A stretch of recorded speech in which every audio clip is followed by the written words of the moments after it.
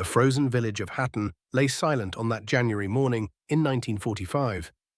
Its streets caked with ice and littered with the debris of war. Master Sergeant Vito Bertoldo crouched behind his machine gun as the 21st Panzer Division advanced toward the American lines. He was a cook, a military policeman, a man the army had rejected 7 times over because of his eyesight. 7 separate recruiters had stamped his file unfit for combat. Yet here he stood, volunteering for a mission that trained infantrymen were desperate to avoid. Hold the line, buy time, let 500 American soldiers escape. The enemy force rolling toward his position was staggering in its scale. Over 500 elite German troops, 20 tanks, and enough firepower to obliterate what remained of this small Alsatian village. Military doctrine was clear and unforgiving. One man could never stop a panzer division. Every tactical manual in existence would say the same thing. Without air support, without artillery, without reinforcements, this position was indefensible. Bertoldo adjusted his M1917 Browning machine gun and watched the enemy move through streets choked with abandoned American equipment. The Wehrmacht expected to sweep through in hours. They had no idea that the most dangerous soldier is sometimes the one everyone has written off. 2 years in the army had never quite cleaned the coal dust from Vito Bertoldo's lungs. Standing in the ruins of what had once been Hatton's bakery, that familiar grit still coated his throat, now mixed with cordite and smoke. The Alsatian village bore almost no resemblance to the mining towns of Ohio where he'd grown up. Yet the devastation felt oddly familiar to him. Buildings reduced to hollow skeletons, streets cratered and impassable, the systematic destruction that happened when powerful forces collided with unmovable obstacles. Bertoldo squinted through his thick glasses at the German positions barely 800 yards distant. 7 different recruitment offices had rejected him because of those same lenses, scrawling the same verdict on each form. Unfit for infantry service, the irony hung heavy now as he tracked enemy movement through his machine gun's scope with a precision that would have impressed any marksmanship instructor. The gun itself was a relic from the previous war, but Bertoldo had learned to trust its reliability through weeks of fighting that had brought the 42nd Infantry Division to this desperate hour. Water-cooled, belt-fed, capable of sustained fire reaching out to 1,500 yards with lethal accuracy. Built to function when everything else failed. A trait Bertoldo understood intimately from years of working with mining equipment that had to operate in conditions that would destroy lesser machinery. Captain Miller's voice crackled through the radio beside Bertoldo's firing position. "Bertoldo, we're pulling back in 30 minutes. German armor is massing for a final push. Can you give us cover?" The question hung in the frozen air like the vapor from Bertoldo's breath. Through the shattered windows of buildings across the village square, he could see the distinctive shapes of Panzer IV tanks positioning themselves behind rubble. Infantry moved between them with the practiced efficiency of veteran troops, soldiers from the 21st Panzer Division, who had fought across North Africa and through the bocage of Normandy. These weren't green conscripts or old men pressed into service. These were elite units committed to Germany's final desperate gamble in the West. "How long do you need?" Bertoldo asked, though he already knew the answer would demand more than any reasonable man would volunteer to give. 48 hours minimum. Maybe longer if the roads stay iced over. Bertoldo shifted his position behind the gun, feeling the weight of the decision settle over him like winter fog clinging to valley floors. Behind him, American soldiers were already beginning their withdrawal. Men from his own unit, soldiers he'd served meals to in quieter moments, military police he'd worked with, maintaining order in rear areas. The mathematics were brutally simple. One man with a machine gun could not stop a panzer division. Every tactical manual ever written would confirm that assessment. Yet something about the village's arrangement worked in his favor. Hatton's medieval street pattern created natural choke points where German armor would be forced to move single file through narrow passages. The stone construction of the older buildings could withstand small arms fire and shell fragments. Most importantly, his elevated position in the bakery gave him commanding fields of fire across 3 separate approaches to the village center. The first test came sooner than expected. 8 German soldiers moved cautiously down the main street, weapons ready, checking doorways and windows for signs of American presence. Bertoldo watched them through his glasses, noting their spacing, their equipment, their alertness. These were experienced soldiers who understood urban warfare, moving with the careful deliberation of men who had learned to respect every shadow. At 400 yards, Bertoldo opened fire. The M1917 spoke with its distinctive hammering rhythm, the sound that had earned it the nickname Devil's Typewriter among German troops. The first burst caught the lead soldier center mass, spinning him into the rubble-strewn street. The patrol scattered immediately, seeking cover behind burned-out vehicles and collapsed walls. But Bertoldo had the advantage of position and preparation. He traversed the gun smoothly, sending controlled bursts into each hiding spot with methodical precision, understanding that ammunition conservation was critical to survival. Within 2 minutes, the patrol was eliminated. 6 soldiers lay motionless in the street, while 2 others retreated back toward German lines, no doubt carrying reports about the American position still commanding the village center. Bertoldo ejected the empty ammunition belt and loaded a fresh one, checking his remaining supplies with the careful inventory of a quartermaster. 12 belts remaining, 3,000 rounds. If he was disciplined with his fire control, it might be enough to hold until the main German assault revealed the true scope of what he was facing. The radio crackled again. "Good shooting, Sergeant. We heard the fire from here." Bertoldo keyed the handset. "First contact eliminated. Estimate company-sized assault within the hour. Copy that. We're moving as fast as we can, but the roads are murder with this ice." "You sure about this?" The question carried weight beyond its simple words. Miller was really asking whether a cook with poor eyesight was truly prepared for what was coming. The answer required honesty about capabilities and limitations, about the difference between courage and foolishness, about the cold calculations that determined who lived and died in situations like this. "I'm sure," Bertoldo replied, surprising himself with the steadiness in his voice. "Just make sure those boys get clear. I'll hold until you're out." As the radio went silent, Bertoldo turned his attention back to the German positions, where increased activity suggested something significantly larger than a reconnaissance patrol was being prepared. Through his glasses, he could make out armor maneuvering into assault positions, at least 4 tanks supported by what appeared to be 2 full companies of infantry, the kind of force that would normally require an entire American battalion to stop, not one man with a machine gun and determination forged in the coal mines of Ohio. The first assault came with methodical precision, marking German tactical doctrine. 4 Panzer tanks rolled forward in echelon formation, their 75mm guns seeking targets among the rubble, while infantry advanced in their shadows. Bertoldo watched as approximately 200 soldiers spread across the village approaches, moving with practiced coordination of units that had fought through multiple campaigns together. The lead tank commander made his first mistake at 600 yards, exposing his vehicle's flank as he navigated around a collapsed building.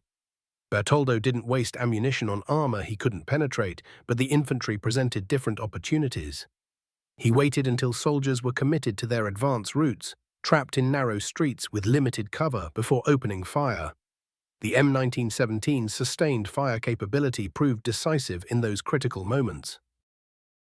While panzer crews struggled to identify his exact position among the ruins, Bertoldo methodically engaged the infantry with overlapping fields of fire that transformed village streets into killing zones. His years with mechanical equipment served him well. He understood the rhythm of the weapon, the optimal burst lengths that prevented overheating while maintaining accuracy, the subtle adjustments needed to compensate for wind and range. The first wave faltered after 20 minutes of sustained engagement. German casualties mounted as soldiers found themselves pinned in positions where Bertoldo's elevated firing point negated their cover. 3 separate flanking attempts failed when the cook-turned-gunner demonstrated intimate knowledge of the village layout, shifting fire between approaches with devastating effect. But the Germans adapted quickly. The second wave came with smoke grenades obscuring Bertoldo's vision, while mortar rounds began falling with increasing accuracy around his position.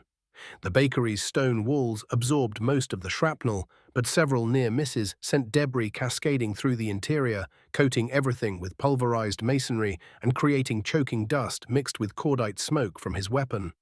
Bertoldo relocated twice during the next hour, moving his machine gun to alternate firing positions he had prepared earlier, maintaining his deadly efficiency even as the battle intensified around him. Moving through the rubble-strewn passages took every ounce of his concentration. The constant repositioning kept the Germans guessing, prevented them from pinpointing his exact location for their heavier weapons. But each shift meant carrying that 60-pound machine gun plus belts of ammunition through corridors choked with brick and plaster, while German snipers worked the angles above.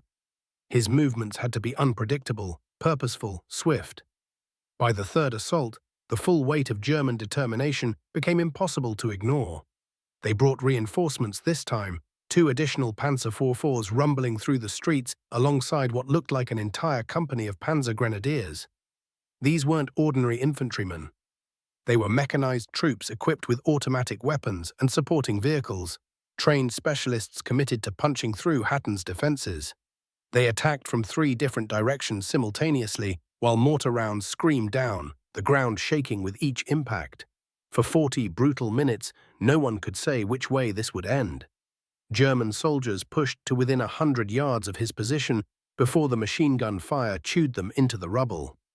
Bertoldo's instincts, honed through necessity rather than any classroom instruction, proved devastatingly effective. He fired in disciplined bursts, short and accurate, rationing ammunition while keeping the German troops psychologically pinned. When they tried rushing forward en masse, longer sustained bursts tore through their momentum before they could close the distance. Then came the moment that changed everything. A Panzer IV negotiated the debris field from earlier bombardments and exposed its rear section. Bertoldo knew small arms rounds couldn't penetrate tank armor, but he saw something else. An opening. He concentrated his fire on the external equipment, the vision blocks, periscopes, antenna. The sustained, accurate fire created chaos in the tank's crew compartment.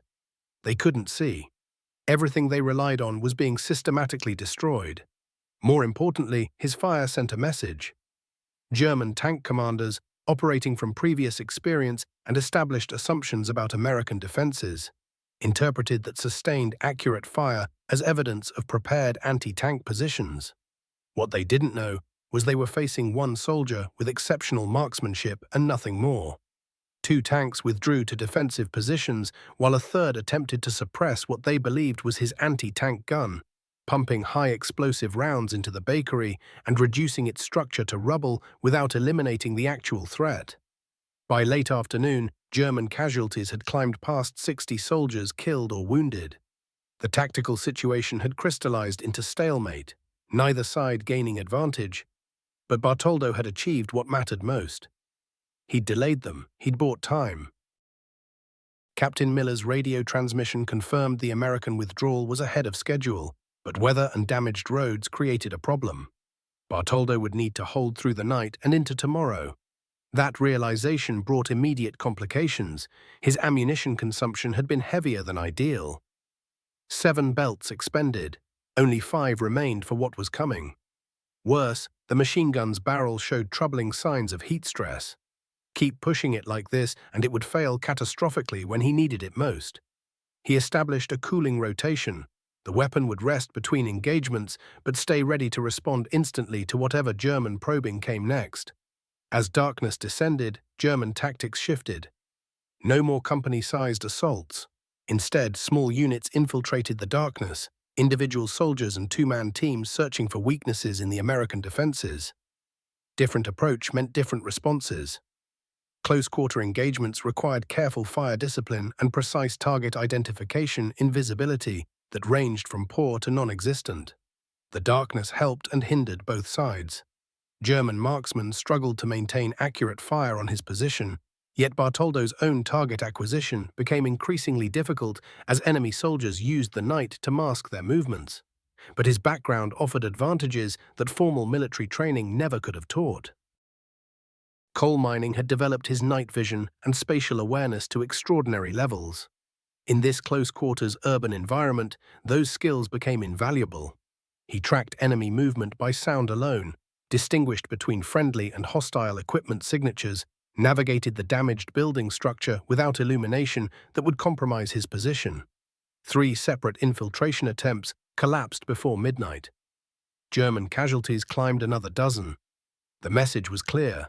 The American position remained viable.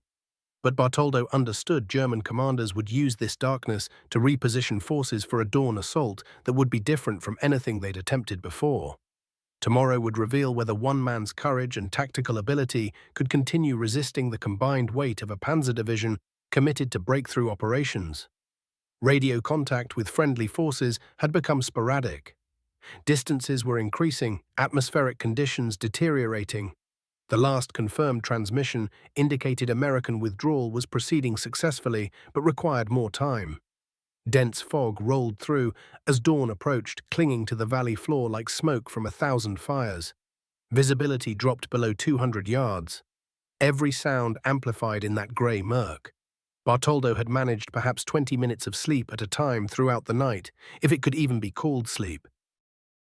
His senses remained locked on the subtle indicators of enemy activity that preceded major assaults. Germans had used the darkness productively. Engine sounds and track noise indicated significant armor positioning. Periodic small arms fire masked larger troop movements.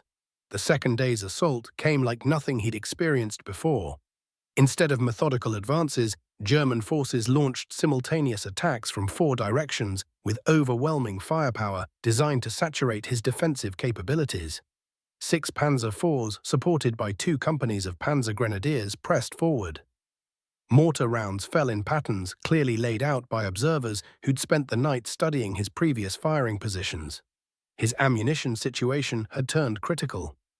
4 belts remaining meant roughly 1,200 rounds, enough for sustained defense if every shot counted, catastrophically insufficient if the Germans forced prolonged suppressive fire. He shifted tactics immediately, shifting to precision marksmanship targeting German squad leaders, radio operators, machine gun crews rather than attempting to break up entire formations through volume of fire. The bakery finally couldn't take any more.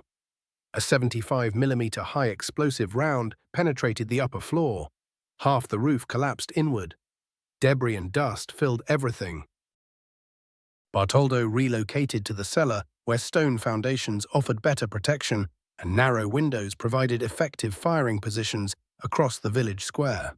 From there, he could observe German tactical decisions in real time. Enemy commanders had clearly identified him as the primary obstacle. Rather than bypassing his position, they committed to eliminating it directly. A decision that played perfectly to his strengths while exposing their forces to defensive fire from prepared positions. The morning's most dangerous moment arrived when a Panzer IV approached within 50 yards, its commander apparently convinced that close-range high-explosive fire could neutralize the American through sheer destructive force. Bertoldo had prepared for exactly this contingency by positioning fragmentation grenades at predetermined points throughout the cellar. When the tank's gun swiveled toward his position, he triggered a secondary explosion that brought down additional structural elements and created the impression of a larger defensive installation. The psychological effect exceeded any actual damage. German infantry, already cautious about advancing into his fire zones, interpreted the explosion as evidence of prepared demolitions and anti-tank mines. Their advance slowed considerably as soldiers began probing each potential approach with extreme caution, buying Bertoldo precious time while consuming German resources on reconnaissance. But respite was temporary. German artillery observers finally established accurate firing data on his position. Indirect fire began falling with precision that indicated professional gunnery.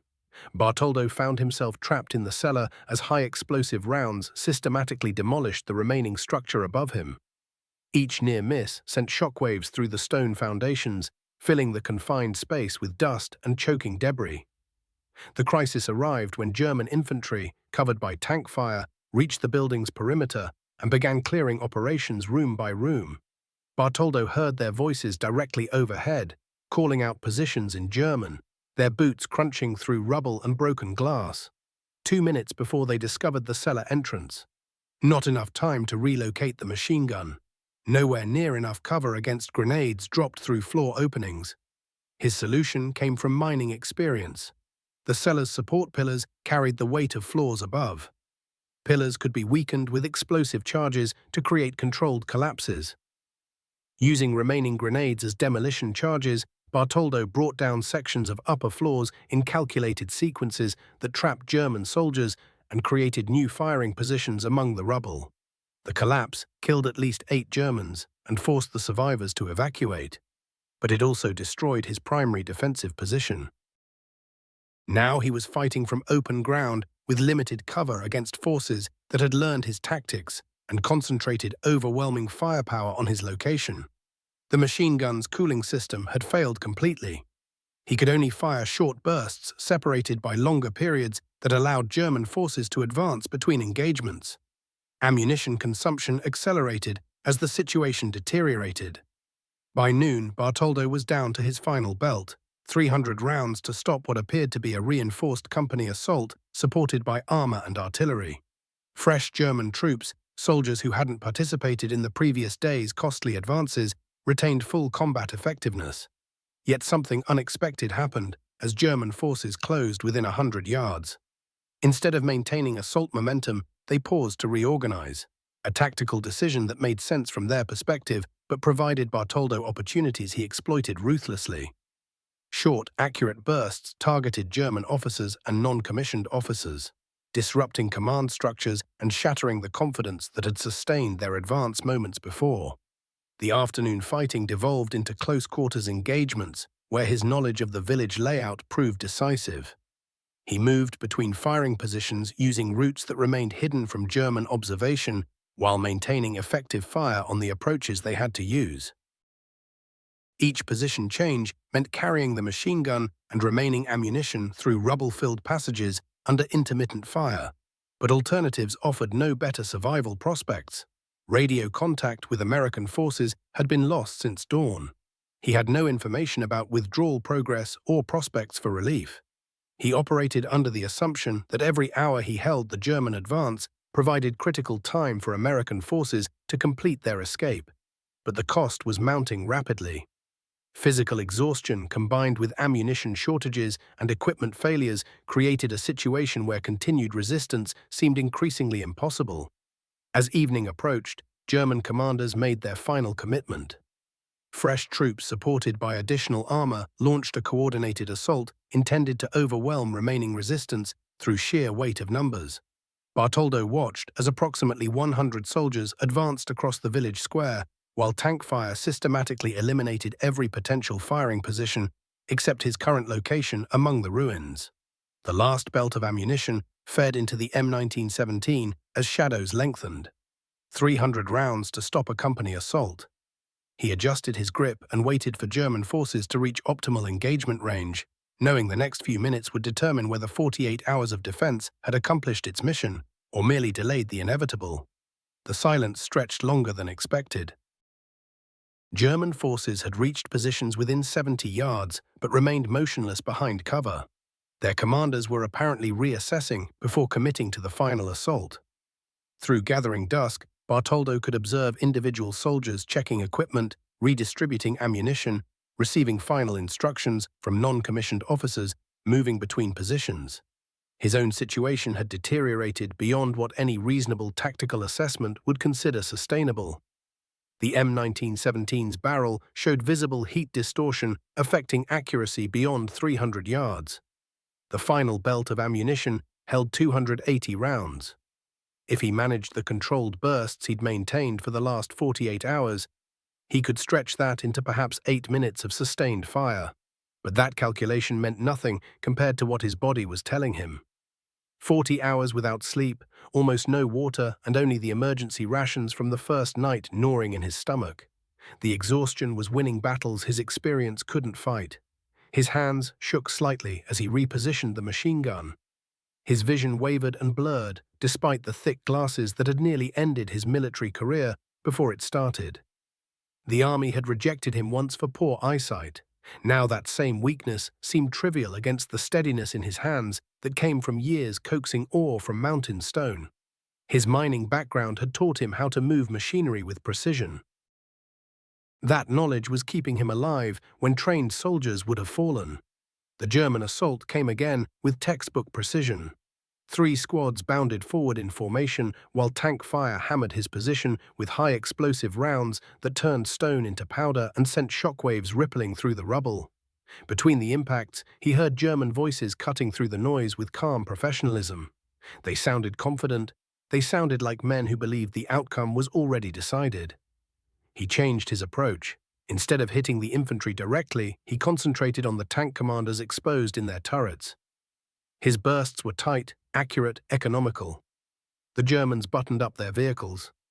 Without those eyes watching from above, the infantry lost their shield of supporting fire. For 12 minutes his tactic worked. German squads advanced only to discover their armor couldn't protect them anymore. Bertoldo's fire came from shifting positions, creating the illusion of multiple defensive positions rather than one man with exceptional aim. 2 separate rushes collapsed when his machine gun caught German soldiers in the open with nowhere to hide. But the price was ammunition. Each probe cost him more rounds than he could spare. By full darkness, fewer than 100 rounds remained. Maybe 3 minutes of continuous fire, maybe 6 separate engagements if every burst counted. The Germans sensed it. He could feel them testing his defenses with the patience of hunters who had caught the scent of a wounded animal. The next attack came designed to force him into panic firing that would drain his ammunition in minutes. 4 separate approaches pressed in simultaneously while mortars rained down in patterns meant to trigger reflexive response rather than the careful shooting that had kept him alive. He abandoned everything he'd learned about defense and adapted with the creativity of desperation. Instead of stopping their advance through firepower, he eliminated their leadership. Squad leaders fell first, then radio operators. Soldiers carrying specialized equipment became his targets. Entire sections walked through unmolested if they weren't immediate threats to his position. The psychological impact was immediate. German units advanced successfully only to discover their officers were dead. Their communications cut, their specialized equipment destroyed by a defender who seemed to read their minds. Yet mathematics didn't change. German numbers would eventually overwhelm any cleverness he possessed. His ammunition was critical now, fewer than 50 rounds, and German forces were closing from every direction with no hope of resupply or rescue coming. Then he saw it.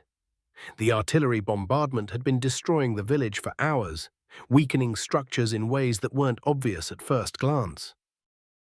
His years underground had taught him to read buildings the way miners read stone. Load-bearing walls showed stress fractures. Damaged foundations could be exploited.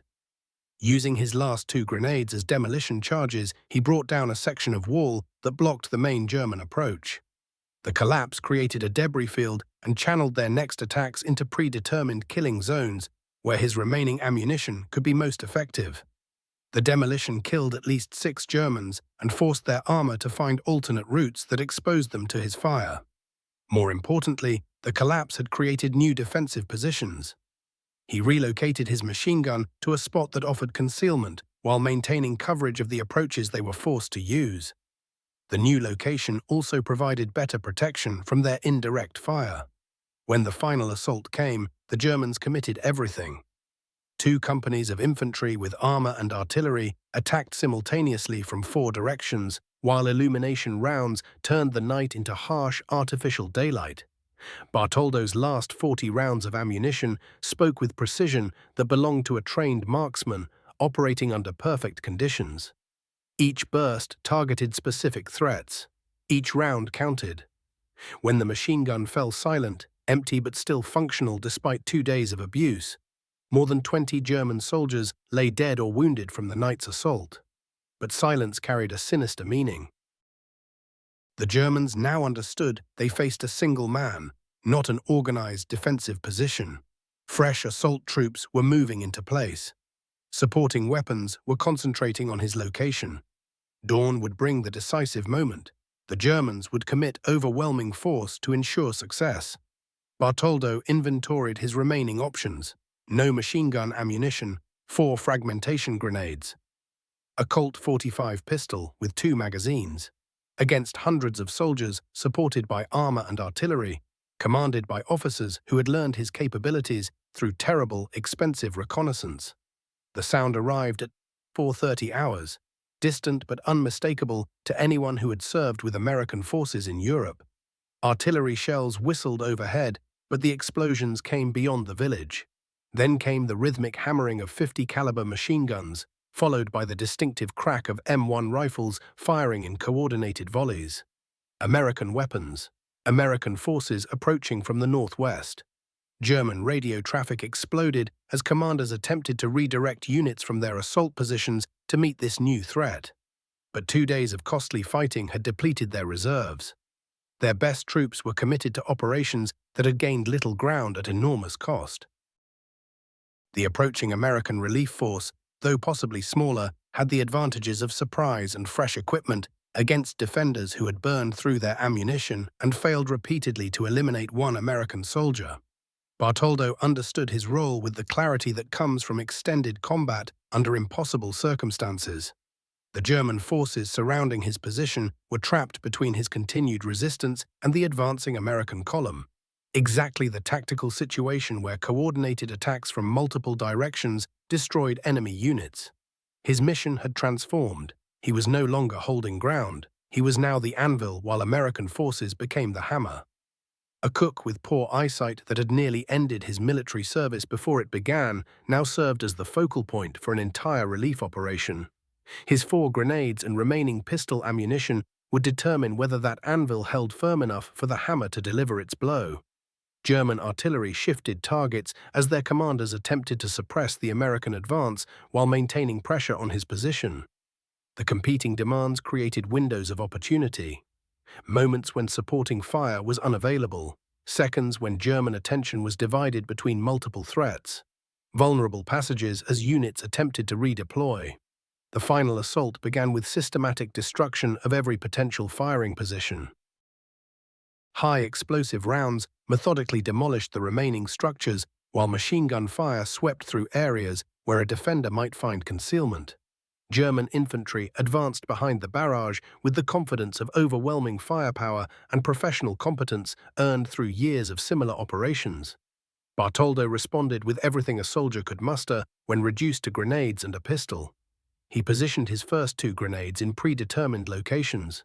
When German assault teams reached optimal range, the explosions came not to maximize casualties, but to disrupt formation and create confusion. His pistol fire followed immediately. 4 soldiers died in the blasts, while 6 more fell wounded. More importantly, the survivors were forced into cover, where they became vulnerable to follow-up attacks. The Colt 45 proved surprisingly effective in close-quarters urban combat. Unlike the machine gun that required fixed positions, the pistol allowed rapid movement between concealed locations while engaging targets with accuracy earned through 2 days of constant combat experience.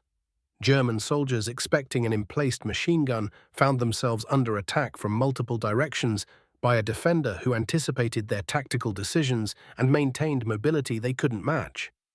The 3rd grenade eliminated a German machine gun crew that had established overwatch positions on the main approach. The explosion removed an immediate threat and created opportunities for the American relief force to penetrate German defensive positions organized around that weapon system. German commanders later interpreted the grenade attack as evidence of multiple American defenders, not the actions of a single soldier with exceptional instinct. But pistol ammunition was finite. German numerical superiority remained overwhelming despite the tactical advantages he'd achieved. 15 rounds in his final magazine, 15 opportunities to influence the outcome before he was reduced to a single grenade and improvised weapons salvaged from battlefield debris.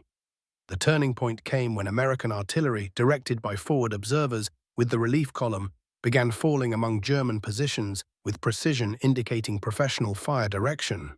Coordinated fire missions systematically eliminated German strongpoints and forced mobile reserves to seek shelter rather than maneuver.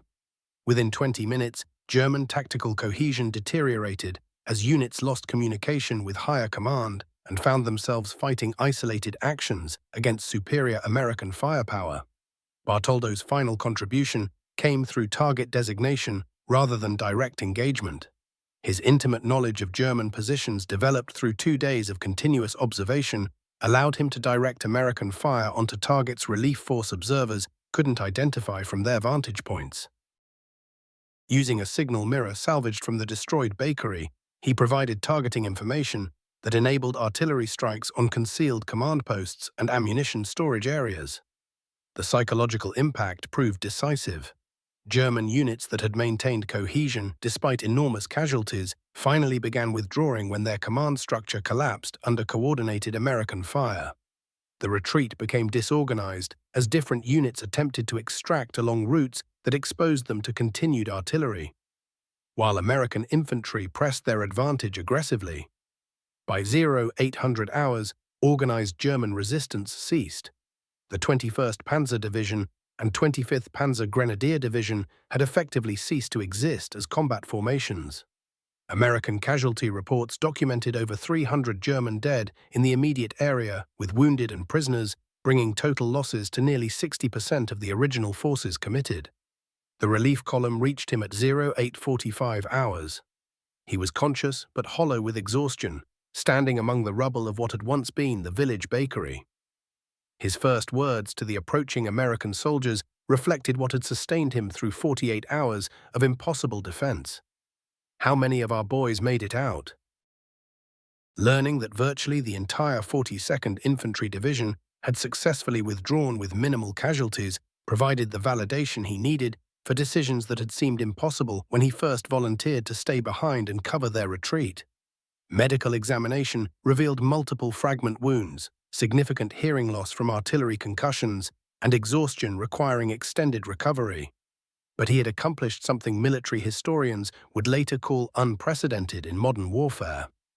One soldier had fixed and delayed an entire panzer division long enough for coordinated American forces to achieve decisive tactical victory. His extraordinary courage and tactical skill had created the vulnerabilities that allowed American combined arms operations to succeed. A miner who couldn't pass an eye exam had become the foundation upon which an entire battle was won.